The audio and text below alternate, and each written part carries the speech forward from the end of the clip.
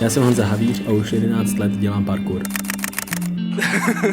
Parkour mi pomáhá propojovat sílu těla se silou mysli. Je to nástroj, s kterým mohu pracovat přesně podle mých představ. Je to umění, nepopsaný list. A je jen na mě, co na něj v momentální kreativitě a rozpoložení promítnu. Často se lidi zajímají, jestli se dá v parkouru posouvat soutěžně nebo profesně.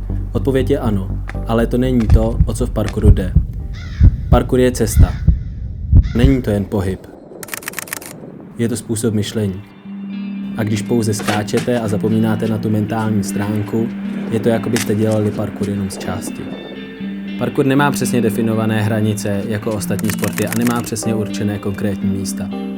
Většina parkouristů nedělá trénink jen v tělocvičně nebo ve městě, ale i mimo něj.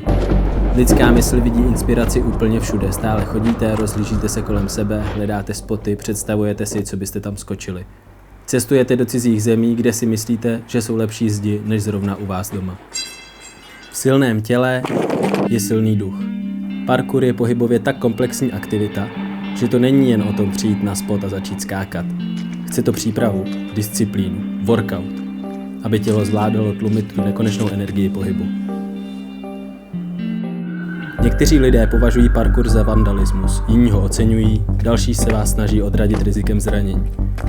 Parkour je ale přesně tak bezpečný, jak si ho uděláte. A když umíte ovládat své tělo a věříte své hlavě, nikdy vás nezradí.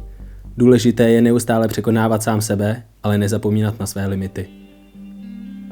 Mic drop. Mic drop.